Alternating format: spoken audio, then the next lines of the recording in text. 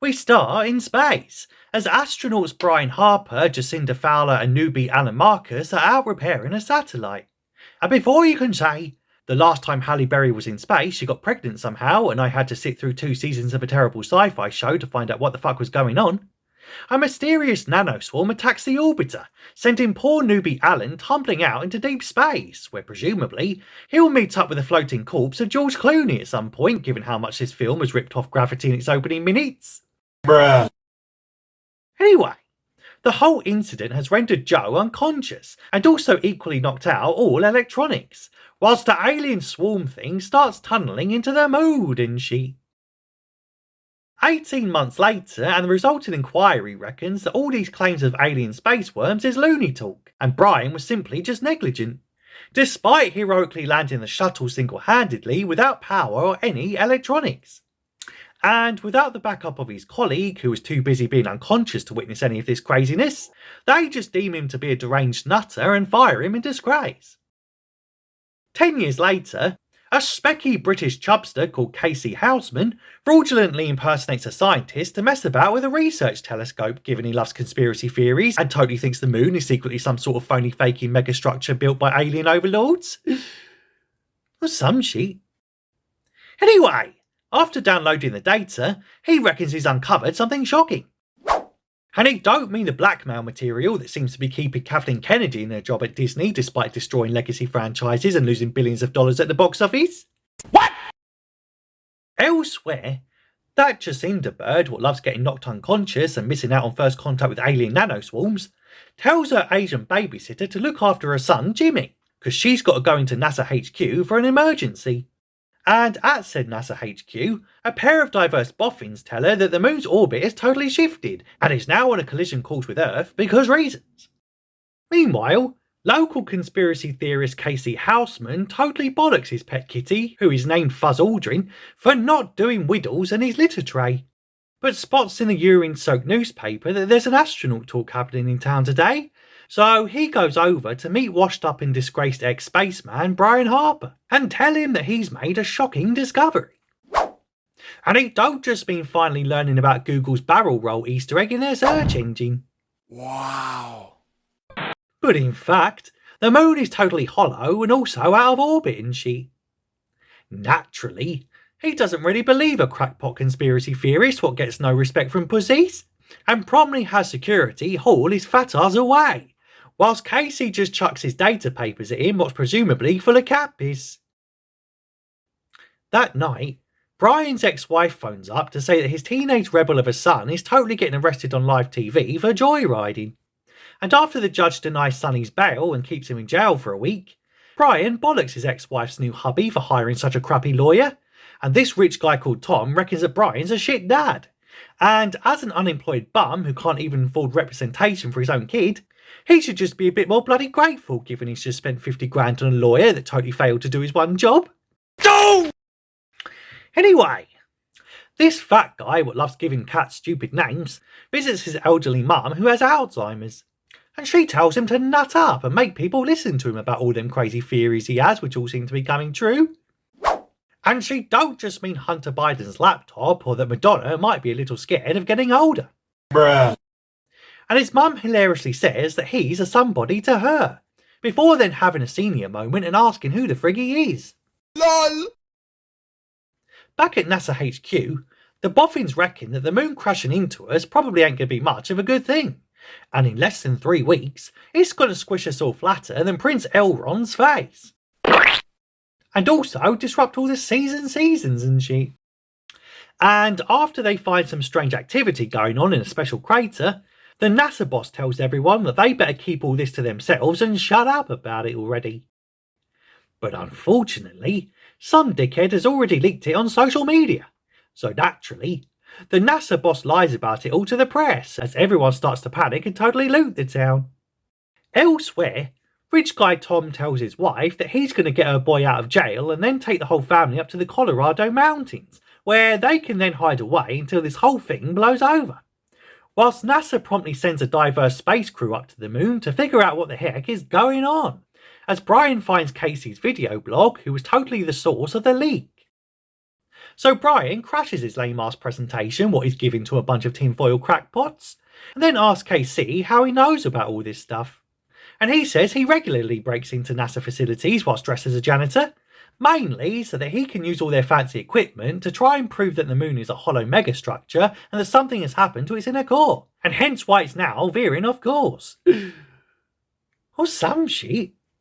But as Brian knows how it feels to be treated like a discredited loon despite being right all along, aka a modern day conservative, he's going to do a trucy team up with him to try and figure out a solution. Anyway, after the diverse space crew send a probe into that special crater up on the moon, that weird alien nanoworm thing appears and totally swarms them. And it looks like it's curtains for the diverse space crew, what don't even get names in the script, as the oceans start to flood the local cities now that the moon is losing its orbit and shit. Whilst back at NASA HQ, Joe reckons the alien space swarm thing is some sort of intelligent AI what hates electronics. Naturally, her boss has seen enough and totally nopes out. And now promoted to acting director of NASA after a pussy old boss totally cut and ran off, she takes a new Q clearance and goes down to a secret archive, where some old bloke in a wheelchair promptly dumps some exposition, and explains how NASA totally did a cover-up about the original moon landings and also their own mission 10 years ago, and she finally sees hidden footage of her old mate Brian, who she kinda threw under the bus a decade ago when she declined to back him up about the alien space swarm thing, and she now sees said alien space swarm thing totally attack their ship, and now feels like a right Wally. Later, Joe tries to convince the military top brass not to nuke the fucking moon, given the fallout will cover the Earth and shit. And turns out that one of the military guys is the father of her son, Jimmy. And he wants her to go with him to their underground base in Colorado to totally hide out like a right bunch of cacks. But she just says they need to blow it up with an EMP rather than a world-ending nuke, so that's what they're gonna bloody do. And after the military retrieve Brian and a specky Brit from a flooded hotel, Joe finally reunites with said Brian fella who she let get smeared and slaughtered by their own government and media 10 years ago. And this bitch doesn't even have the grace to apologise to him. And instead, she just tells them about their new EMP plan. But the catch is that they have to get up there without electronics. Because much like most tech billionaires these days, the cold and hostile alien swarm is totally attracted to power. And that's why they need Brian, given he's the only one who has ever landed a shuttle without electricity before. Naturally, he's not quite sure if he should accept, given the last time he went into space, a bloke got blasted into the abyss and a brown woman got smacked into unconsciousness.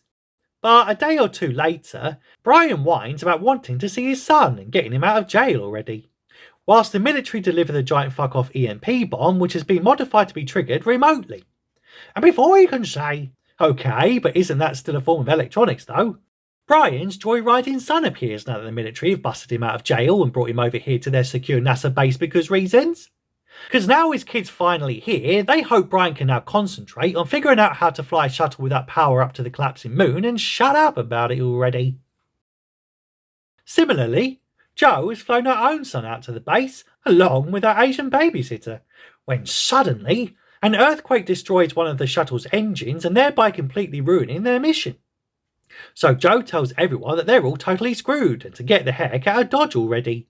But just as the last of them pack up to leave, she gets a bright idea to use the lower gravitational pull of the approaching moon to boost the shuttle just high enough to achieve escape velocity with only 2 engines. Because science, bro. But given everyone has since evacuated, it now falls to the 3 of them to totally save the day. So naturally, the chubby Brit tries to get out of it by saying he is IBS. But they just say, we don't care about your stinking jelly belly, because you're totally coming on this one-way suicide mission. Now shut up about it already. So they all say goodbye to their loved ones and the Asian babysitter, as they totally think it's a good idea to let the 18-year-old recently arrested joyrider drive them to the military safety bunker in Colorado. And before he could say, this'll end well, they all leave whilst Casey says goodbye to his mum, who still can't remember who the frig he is.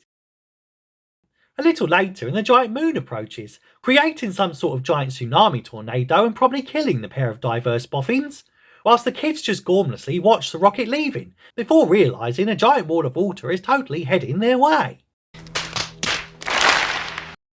Anyway, Although our heroes eventually make it into orbit, said dopey kids get carjacked and left stranded in the snow, and then have no choice but to walk toward the local town, where the naughty moon soon appears again and tries to suck off a little black boy. Steady? But luckily, they all take shelter from the giant gravitational monstrosity inside a small shed.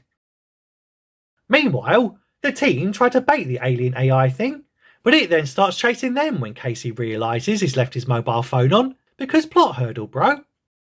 Whilst down on the ground, Sonny leads them over to his stepdad's cabin in the mountains, given it's conveniently in the same area as the military super secret safety bunker and shit.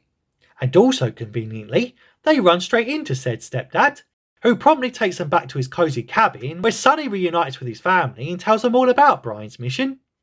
And his mum just can't believe that her ex-hubby is back gallivanting in space and trying to save the world while she's stuck down here with a bunch of mopey kids and an Asian babysitter. The space gang then fly into the special crater and through the megastructure's protective shell, and soon chalk up another win for the conspiracy theorists when they find a gyroscopic system with a white dwarf at its centre. Whilst back in Colorado, the group are robbed again by those naughty carjackers, but this time they rob them right back and get the heck out of Dodge with some oxygen tanks, so they can breathe better on the way over to the bunker whilst the moon is up there doing some truly mental shit. Unfortunately, back on said moon, the swarm thing soon finds them and tries to munch them up, but a ray beam sucks them into a fortified chamber and then scans their crushed ship. Meanwhile, the military then prepare to launch the nukes, as the family soon race to get to the bunker in front of truly terrible green screen, and whilst also being pursued by those carjacking robber fellas again, because both reasons and more plot hurdles, bro. But luckily though, they all die off pretty quickly, as Sonny tells Joe's military hubby that his floozy's up on the moon trying to sort shit out, and sending nukes up there at this time probably ain't the best course of action if you want your smoking hot caramel wife to keep doing that living thing. Meanwhile, Brian has been kidnapped by some sort of AI interface, what looks just like a young version of Sonny as a kid, and said alien interface promptly delivers some more expo dumps. Luckily, it speaks modern English, and explains how their ancestors used to be well good at everything and had totally created a utopia. Well, except when it came to AI. Yep, turns out they were pretty crap at that, and for some vague unknown reasons, it totally rebelled against the ancient humans' forefathers and promptly destroyed all their expensive houses and also all of them. But luckily, and just before they got wiped out completely, they built armoured spherical vessels that could seed suitable planets. But only one made it out to the cosmos before the swarm caught up to them, and so promptly seeded the Earth and started cosplaying as the moon, whilst the rest, as they say, is history. Anyway, the AI interface then tickles his balls before downloading all its knowledge into his noggin, and he now realises how one of the swarm found their moon a few decades ago and has been trying to get inside it for years, which it recently did and thereby knocked it out of its orbit. So now Brian has to lure it away so they can kill it with the EMP bomb once and for all, and thereby let the moon restabilise and stuff. Meanwhile, Tommy Boy totally dies after giving up his oxygen for one of his daughters as they hike towards the bunker, whilst the gang lure the swarm to get shot up by old abandoned spaceships just lying around the place. And as Sonny tries to go back for his filthy rich stepdad, he gets blown away and not in a good way, before getting crushed by a giant fuck-off tree. But luckily, his Asian babysitting bae, what he's since developed a crush on, totally comes to his rescue, and she's able to use the shifting gravity to lift up the trunk of said giant fuck-off tree and totally rescue the teenage joyrider, who then almost gets flattened again, but this time by a massive boat. Oh, come on. Anyway, down in the bunker, the military guy refuses to use his key to launch the nukes, because he don't really want to blow up the woman who he made unbreakable vows to in his wedding speech and also presumably does all his washing for him. So he commits mutiny, and promptly tells them all that they don't need nuclear bombs to save them when they have the power of love. Whilst back inside the moon, what totally isn't made of cheese like those Wallace and Gromit fellas told me as a kid, You sit on a throne of lies. Brian plans to do one of them self-sacrifice things and manually set off the bomb.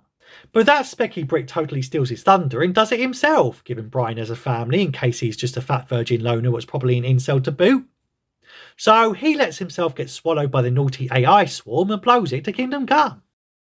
Joe then flies them out, while Sonny's mum totally thanks the Asian babysitter for nutting up and doing what she couldn't be bothered to do herself. As the two space survivors put aside their 10-year beef, now they've totally survived somehow, before they all reunite with their families. Though the poor little girls are pretty miffed that they're now stuck with this unemployed generic white dad instead of their filthy rich diverse guy dad. And we end with the AI interface having resurrected a chubby incel, who again gets rejected by a pussy. And it then transforms into his forgetful mum, who says the aliens totally scanned his consciousness, so he's part of the moon now. And naturally, it's about time they... And that's it. That's the movie. Though my favourite part was when all the dead birds started falling out of the tree. And I could totally relate. I mean, the acting was so bad in that scene that I'm not surprised the local wildlife decided to top themselves rather than listen to their robotic waffling all night. But anyway, that's the plot and that's your lot. Considering that bell thing so you don't miss any future recaps. Tell me if you like this flick in the comments if you have time. And I'll see you in the next one.